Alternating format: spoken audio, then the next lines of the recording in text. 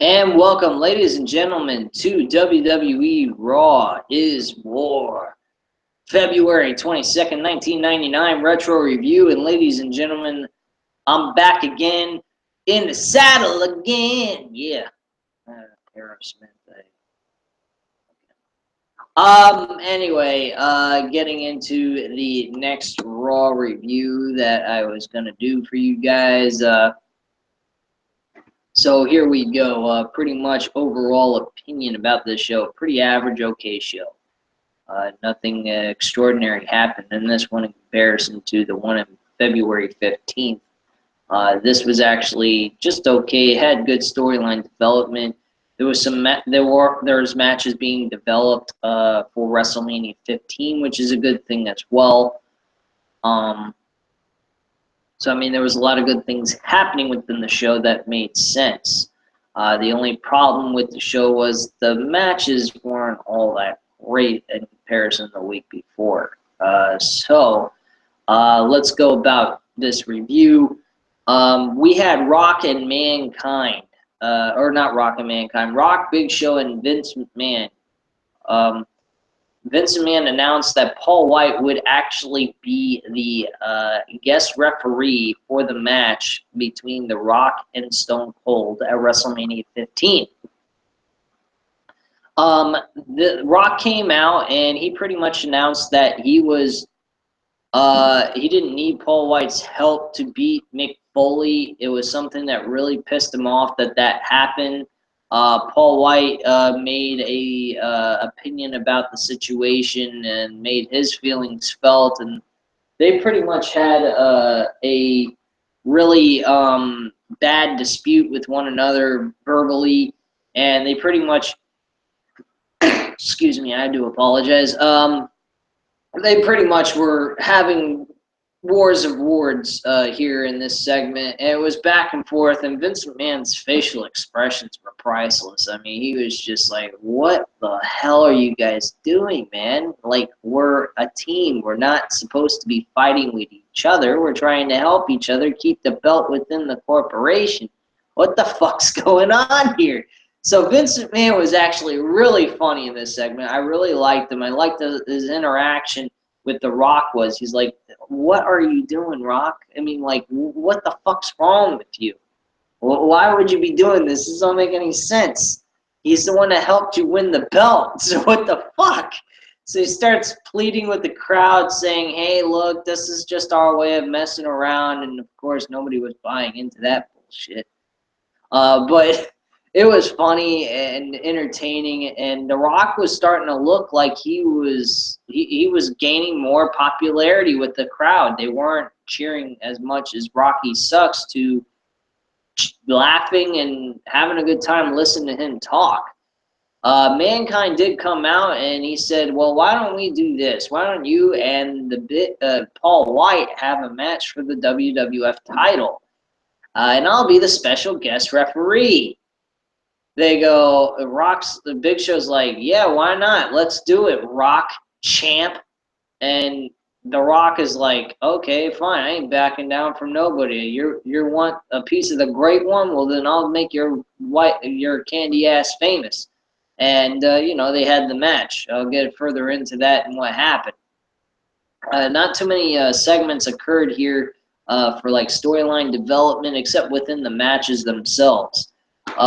So Public Enemy actually went against the Brood, Edge, and Gangrel. Christian was on the outside. This match ended up being a DQ on the Brood, and they actually got punished by the Ministry of Darkness and was beaten the hell up. Now, I don't know if this was a storyline where the Brood was getting kicked out of the Ministry of Darkness for failing the Undertaker for losing that match, or they were just being punished overall, and that was it. There was nothing else more to it outside of just a punishment for failing the Undertaker or winning the match.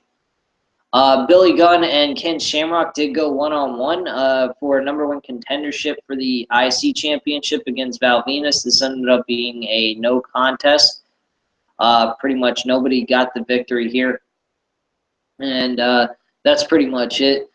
So really, in all aspect of, if you look at this logically, it's going to be a triple threat match for WrestleMania's 15 card, or you can even look up the WrestleMania 15 card altogether, and you know what happened. But I wouldn't recommend doing that if you didn't want any spoilers. We also had Jeff Jarrett and Owen Hart going against D'Lo Brown in a handicap match. Jeff Jarrett and Owen Hart did pick up this victory over D'Lo Brown. Mark Henry was out for injury with his knee, so there was a handicap match made here, and one of the Jacqueline actually fucked over D'Lo Brown on purpose. Missile drop kicked him in the back of the head from the top rope, and I think Owen Hart was the one that picked up the victory on that match. The match itself wasn't all that big of a deal either, so nothing there to really go home about. Rock did there was the match. Rock defending the world heavyweight title against Paul White, with Mankind being the special guest referee. This turned out to be a complete act. There was no actual dissension between The Rock, Paul White, and within the corporation. This was all planned by all three members, Vince, Paul White, and The Rock, to set this up so they could beat the fuck out of Mankind and destroy him. And Vince McMahon is basically standing there going, "Oh, see, I told you all this was just a ruse. We're playing you all. You guys all bought into this bullshit, blah, blah, blah." That was pretty much the whole deal. Nice job. Nice little surprise. Kind of like that. I thought that we were going to actually see a match that probably just wouldn't have had an ending to it, and that would have been it. But this didn't have an ending because both Big Show and The Rock beat the shit out of Mankind. We also had Steve Blackman defeat Draws. Nothing big there. Who the fuck is this shit? Goldust defeats Val Venus. Again, who cares? Goldust actually isn't involved in any type of match for the IC Championship with Val Venus. Who cares? This did not develop anything. The Blue Dust, Blue Meanie, whatever the fuck you want to call him, he actually was part of the fucking ECW the BWO, Blue WO, whatever the fuck you want to call it. And he went by the name Blue Dust, Blue Meanie, whatever. And yes, apparently Goldust and him became good friends after Goldust beat the shit out of him at the St. Valentine's Day Massacre. So, whoop-de-doo, who cares? Bob Holly and Bart Gunn went on for 8 minutes and 17 seconds for the Hardcore Championship match. This match was back and forth, good action. There was a person that was involved who took Bart Gunn. I don't quite remember. It was somebody in a suit. I think it probably was Al Snow in the suit.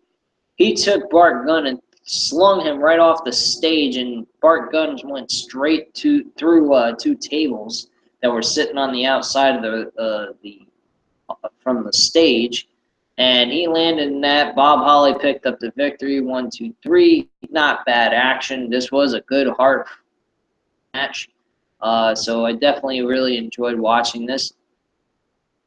The #1 contendership for the European title was on the line as well. The whole stipulation of this was if X-Pac could defeat China in a one-on-one match, Shane McMahon would have to face X-Pac for the European title at WrestleMania 15. If X-Pac lost, though, then Shane McMahon wouldn't have to defend the title at all. So X-Pac did pick up the victory because X-Pac was running around the ring trying to get Shane McMahon because Shane McMahon was pissing him off. China was staring at all this, not really doing much of anything, and Triple H was there, and he just hit her with the pedigree while the referee wasn't looking. X-Pac picked up the 1, 2, 3. Simple as that. 1 minute and 11 seconds. That was the match. From there was a good promo performed by X-Pac and Triple H, and Triple H and X-Pac said, one bitch down, one more bitch to go, and there you go. So, whatever on that. The last match, which was the main event, and I didn't mention this, Vince McMahon did address the fact that from last week's episode of Undertaker saying that he wants to take over the WWF, he's going to make Vince's life a living hell and destroy it. He said, okay, you want to make my life a living hell? Well, great. I'm going to go ahead and make yours a living hell. Tonight, we're going to have a match with you, Undertaker, versus Kane in an Inferno match for the first time ever on WWF history. Well, not history of the match, but ever being on WWE programming. So Undertaker and Kane had this match, pretty okay, average match, good storyline development. There was a gift given to Vince McMahon during this match that was a teddy bear, which I know what this represented. I know what this is being referred to. I remember the storyline very well, but I'm not going to give away spoilers in this situation because that would really suck for anyone that has not known what's going on with the storyline. So I don't want to give anything away at this point. I will explain it in due time as the storyline develops with each episode that I've seen. But yeah, there was a teddy bear that was given to Vince McMahon by Paul Bearer, and Vince McMahon was shocked by this. Michael Cole and Jerry Lawler were completely puzzled by all of this. They weren't understanding what was going on here, why Vince McMahon was getting all emotional over a damn teddy bear. And when the match ended, Undertaker and Kane got outside the ring. Undertaker put Kane tried to give him the big boot. Taker countered it by catching his foot and placed it right on top of the fire. That was that. The match ended. And Vince McMahon was standing there on the rampway going, why? And it just very puzzling if you didn't know what was going on with the story at the time. With me knowing what I know about the story, I understood it now. But back then, I wouldn't understand a damn thing. But he goes ahead, he takes the bear, he lights the bear on fire, Undertaker, and then throws it. He shows it right in front of Vince McMahon's face while it continues to burn. And then once it got close to his hand, he threw it up the rampway, and the bear continued to burn. Vince McMahon kept staring at the teddy bear burning alive, crying and going, why, blah, blah, blah. That was pretty much the end of the show. So with everything else, it really developed a good storyline with Vince McMahon and Undertaker. Rock and Mick Foley or Mankind, Rock and Paul White doing the little trick they did on Mankind was actually pretty impressive. The matches themselves, overall, I can't say that this was a good show. I think this was all right at best, I would have to say. So it was an okay, good, average show, I would say, but not great. Far from it. But I'll do again. Would I watch this over fucking WWE Raw of today? Damn Skippy, I would. This is entertaining stuff.